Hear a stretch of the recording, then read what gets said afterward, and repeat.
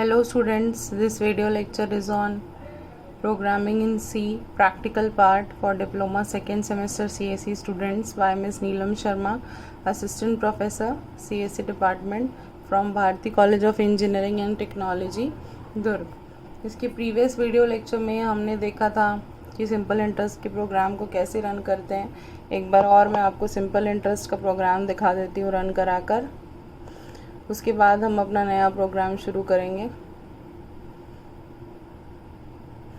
मैंने आपको बताया था कि ओपन में जाके जब हम कोई प्रोग्राम को सेव करा रहते हैं तो उसको ऐसे क्लिक करके आप ओपन कर सकते हैं। तो ये देखिए यहाँ पर सिंपल इंटरेस्ट का प्रोग्राम आ गया, जो उसके पिछले पार्ट में हम पढ़े थे। उसको रन करा के फिर से दिखा देती हूँ मैं आपको।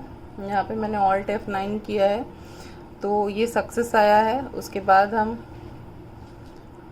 कंट्रोल प्लस F9 करेंगे तो वो डायरेक्ट स्क्रीन वाले पार्ट पर चला जाएगा। तो मैंने प्रिंसिपल अमाउंट की value 1000 the, rate of interest 5 और ईयर 2।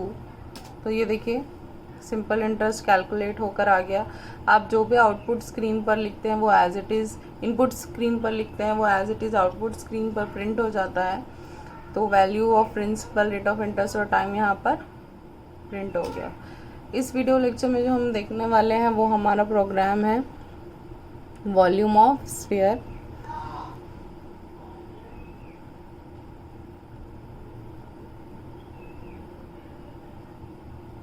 तो ये देखिए यहाँ पे हमारा प्रोग्राम है वॉल्यूम ऑफ स्फीयर। ऊपर मैंने आपके एक्सपेरिमेंट पार्ट में लिखा भी हुआ है। तो write a program to calculate volume of sphere and surface area of a sphere. तो पहले आपको ये पता करना होगा कि वॉल्यूम और surface area of a sphere का फार्मूला क्या होता है। बिना फार्मूले के हम प्रोग्राम नहीं बना सकते। तो पहले मैं आपको फार्मूला बता दूं कि वॉल्यूम ऑफ स्फीयर का फार्मूला होता है 4/3 पाई आर क्यूब और सरफेस एरिया होता है 4 पाई आर स्क्वायर। तो यहाँ पे आप देख सकते हैं या जान सकते हैं कि 4/3 पाई आर क्यूब, तो 4/3 और पाई ये वैल्यू आपको पहले से ही पता है। मतलब आपको इनपुट सिर्फ रेडियस का देना है, जिसकी वैल्यू आप इनपुट देंगे तब आपको वॉल्यूम का आउटपुट मिलेगा। सिमिलरली 4 पाई आर स्क्वायर, तो 4 और पाई की वैल्यू आपको पता है। सरफेस एरिया में भी जो आपको इनपुट देना है वो वैल्यू है रेडियस। तो हमने यहाँ पे जब प्रोग्राम स्टार्ट किया तो आप देखिए कि hash include stdio.h, hash include conio.h, ये दोनों हमारी हेडर फाइल्स हैं जिसके थ्रू जो हमने नीचे प्रिंटर, स्कैनफ, CLR, SCR ये सारे जो फंक्शंस यूज़ किए हैं वो बाय डिफ़ॉल्ट इन सारी हेडर फाइल्स में मौजूद है। और जब हम ये हेडर फाइल्स लिखते हैं तो इसका मतलब ये होता है कि हम बाकी की जो भी फंक्शंस हैं उसको डायरेक्टली इंक्लूड कर सकते हैं। जब मैंने आपको मैथ्स और स्ट्रिंग फंक्शन पढ़ाया था दूसरे वीडियो लेक्चर्स में, जो थ्योरी के वीडियो लेक्चर्स में, उसमें बताया था कि अलग अलग फंक्शंस के लिए अलग अलग हेडर फाइल्स का यूज़ होता है। जो बेसिक दो हेडर फाइल्स हैं वो यही दोनों हैं आपकी, और बाकी जैसे कि मैथ फंक्शंस के लिए math.h और स्ट्रिंग फंक्शंस के लिए string-type.h का हम यूज़ करते हैं। तो अभी हम यहाँ पे सिंपल प्रोग्राम बना रहे हैं, इसलिए सिर्फ दो हेडर फाइल्स stdio.h और conio.h का यूज़ कर रहे हैं। उसके बाद हमने लिखा है void main। मेन हमारा मेन फंक्शन होता है सी का, void का मतलब होता है एम्प्टी। कर्ली ब्रैकेट ओपन करने के बाद सबसे पहला जो पार्ट आता है वो डिक्लेरेशन का पार्ट है, जब हम वेरिएबल्स को डिक्लेयर करते हैं या इनिशियलाइज करते हैं। तो यहाँ पे मैंने आर, वॉल्यूम, ऐसे और PI = 3.14 ये वैल्यूज़ को डिक्लेयर किया है। आर मतलब रेडियस, वॉल्यूम और स्फीयर निकालने के लिए, और ऐसे सरफेस एरिया निकालने के लिए स्फीयर का। अब पाई = 3.14 लिखा है, मतलब यहाँ पर मैंने वैल्यू उसकी इनिशियलाइज कर दी है। अगर मैं नीचे प्रोग्राम में डायरेक्टली पाई लिखूँगी तो उसकी वैल्यू वो बाय डिफ़ॉल्ट 3.14 ही कंसिडर करके आउटपुट को कैलकुलेट करेगा। दूसरा है फिर clear screen function CLR, SCR, जिससे पिछले प्रोग्राम का आउटपुट जो है वो आपको आउटपुट स्क्रीन पर नहीं दिखता है। नेक्स्ट सबसे इम्पॉर्टेंट लाइन स्कैनf, जो कि रीड द इनपुट वैल्यूज़, मैंने बाजू में लिखा भी है। अब इसके पिछले प्रोग्राम में भी आपको बताया था कि जब सिंपल इंटरेस्ट का प्रोग्राम बनाया था तो P, R और T में हमको वैल्यू इनपुट देनी थी, इसलिए हमने उसको स्कैनf के अंदर लिखा था। वैसे ही यहाँ पर हमको जो वैल्यू इनपुट देनी है वो सिर्फ रेडियस है, तो इसीलिए हम स्कैनएफ के अंदर यहाँ पर सिर्फ रेडियस की वैल्यू को, वेरिएबल को ही लिखेंगे। जैसे कि एक ही बार %f लिखा, और %f क्यों लिखा, क्योंकि हमने जो वेरिएबल डिक्लेयर किए थे वो फ्लोट टाइप के थे। अगर इंट टाइप के रहते तो %d लिखते। उसके बाद एड्रेस ऑफ ऑपरेटर r, तो यहाँ पे हम सिर्फ रेडियस की वैल्यू इनपुट करा रहे हैं, इसलिए हमने यहाँ पे सिर्फ r लिखा है। अब देखिए मेन जो यहाँ पर हमने फॉर्मूला बताया मैंने आपको शुरू में कि volume is equals to 4/3 pi r cube. अब यहाँ पर 4/3 into pi into r into r into r. अब मैथमेटिकल एक्सप्रेशंस में जब हम यहाँ पर ये पाई नहीं लिखते हैं, देखिए यहाँ पर हम ये एस्ट्रिक नहीं लिखते हैं, तो हमको बाय डिफ़ॉल्ट पता रहता है कि वहाँ पे हमको मल्टीप्लाई करना है। पर सी का कंपाइलर या कंप्यूटर ऐसे इनडायरेक्ट इंस्ट्रक्शंस नहीं समझता, इसलिए हर जगह आपको डिवाइड, इनटू, ये सारी चीज़ें मेंशन करनी पड़ेंगी। तो 4/3 एस्ट्रिक बोलते हैं हम इसको सी में, pi asterisk r asterisk r asterisk r, ये हो गया आपका वॉल्यूम का। दूसरा है आपका सरफेस एरिया। सरफेस एरिया के लिए है 4 इंटू 3.14 इंटू आर स्क्वायर। अब ये देखिए ऊपर मैंने यहाँ पर पाई लिया है, जहाँ पे ये मैंने 3.14 लिया और यहाँ पे मैंने डायरेक्ट 3.14 लिख दिया है। तो आप जैसे चाहे वैसे एग्जीक्यूट कर सकते हैं। आप चाहें तो पाई नाम का वेरिएबल बनाएं, उसकी वैल्यू ऊपर डिक्लेयर कर दें, इनिशियलाइज कर दें, या फिर डायरेक्ट आप 3.14 ले लें। इन दोनों में से कंपाइलर को किसी से प्रॉब्लम नहीं होगी। जब आउटपुट कैलकुलेट हो जाएगा तब हम लिखेंगे volume of sphere is equals to %f और surface area is equals to %f। ये %f अगर आप नहीं लिखेंगे तो आउटपुट में आपको वैल्यू शो वो नहीं करेगा। अब मैंने यहाँ पे \n का यूज़ किया है, ये जो है वो न्यू लाइन के लिए यूज़ होता है। ये देखिए मैं जब आउटपुट दिखाऊंगी तब आपको बताऊंगी कि क्या न्यू लाइन होता है। इसके बाद कॉमा वॉल्यूम और कॉमा ऐसे। तो मैंने आपको पिछले प्रोग्राम में भी बताया था कि जो भी हम डिक्लेयर करते हैं, जिसमें भी हम आउटपुट कैलकुलेट करते हैं, वही हमको यहाँ पर लिखना होता है। तो इसलिए मैंने यहाँ पे वॉल्यूम कॉमा ऐसे लिखा है और लास्ट है आपका गेट ch। अब मैं इसको आपको कंपाइल करके दिखाती हूँ। ये देखिए ये कंपाइल हो रहा है। रेडियस ऑफ स्फीयर एंटर करने बोल रहा है, मैंने यहाँ पे वैल्यू डाली 3। ये देखिए volume of sphere is equals to 84.78 आया है और सरफेस एरिया है 113.04।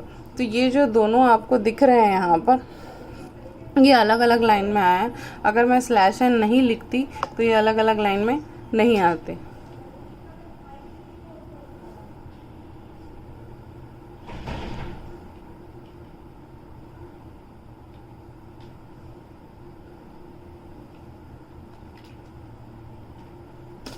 ये देखिए वॉल्यूम ऑफ स्फीयर और सरफेस एरिया जो है वो एक ही लाइन में डिस्प्ले हो रहा है।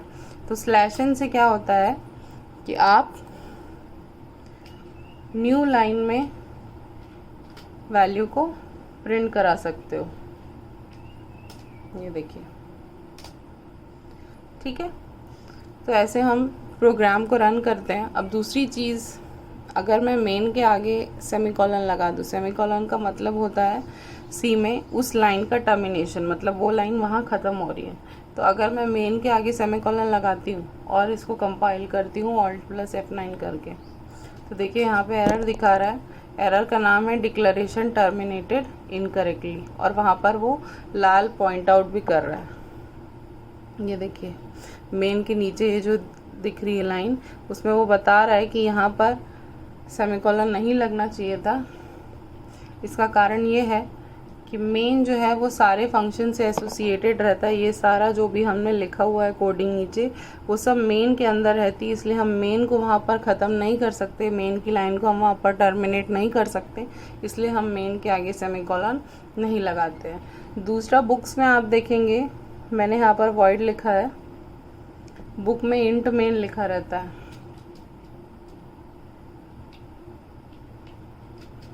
ये देखिए ऐसे इंट मेन लिखा रहता है। अब इंट मेन लिखा रहता है तो नीचे एक और लाइन लिखी रहती है। अगर मैं इंट मेन लिख के यहाँ पे एग्जीक्यूट कराने की कोशिश करूँ तो वार्निंग दिखा रही है मुझे, function should return a value. ये देखिए मैंने इंट मेन लिखा, उसको रन कराने की कोशिश की, तो मुझे क्या आउटपुट मिला, function should return a value. तो जब भी हम वॉइड को छोड़ के अगर मेन के आगे इंट, फ्लोट, कैर कुछ भी लिखते हैं तो हमको एक और स्टेटमेंट नीचे लिखना पड़ता है, वो स्टेटमेंट होता है रिटर्न।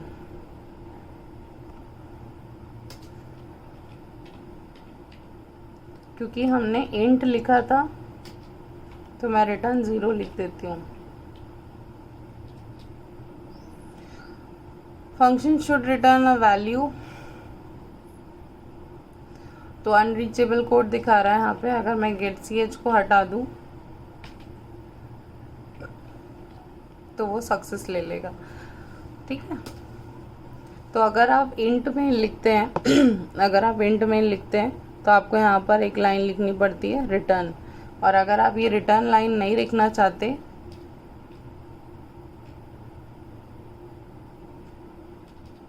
तो आप हमेशा वॉइड मेन का यूज़ करें ताकि आपको वो लाइन ना लिखनी पड़े, क्योंकि वॉइड का मतलब होता है एम्प्टी। तो ऐसे हम प्रोग्राम बनाते हैं सी में। अगर हम डबल स्लैश करके कुछ भी लिखते हैं, जैसे ये हमने लिखा हुआ, ये हमने लिखा हुआ, आप इसको कलर देख रहे होंगे, इसका कलर जो है वो लाइट कलर है, एक्टिव कलर नहीं है। इसका मतलब ये है कि कंपाइलर उसको रीड नहीं कर रहा है कोडिंग के तौर पे, वो सिर्फ एक बताने का ज़रिया है आपको कि वो कौन सा पार्ट है। आप चाहे तो स्लैश एस्ट्रिक एस्ट्रिक स्लैश से भी कर सकते हैं, या किसी लाइन को आप चाहते हैं, जैसे हम अगर कोई लाइन डिलीट कर दें और हमको वापस से उसको ऐड करना पड़े तो हम क्या करते हैं, उसको फिर से लिखते हैं, फिर से हम डिलीट करके हमको उसको फिर से इंक्लूड करना पड़ता है। पर हम चाहते हैं कि कोई लाइन कंपाइलर रीड ना करे। अगर मैं चाहती हूँ कि ऐसे वाली लाइन कंपाइलर रीड ना करे तो मैं इसके आगे ऐसे डबल स्लैश लगा दूंगी, तो वो डबल स्लैश लगाने के बाद उस लाइन का कलर चेंज हो जाएगा और वो उस लाइन को रीड नहीं करेगा। अब देखिए वॉल्यूम ऑफ स्फीयर तो यहाँ पर प्रिंट हुआ है, लेकिन सरफेस एरिया प्रिंट नहीं हुआ है, क्योंकि सरफेस एरिया के फॉर्मूले के आगे हमने डबल स्लैश लगा दिया था। इसके नेक्स्ट वीडियो लेक्चर्स में हम और आगे बेसिक प्रोग्राम्स को समझेंगे। आज के वीडियो लेक्चर में सिंपल ऑफ इंटरेस्ट और वॉल्यूम ऑफ सरफेस एरिया काफ़ी है। थैंक्स।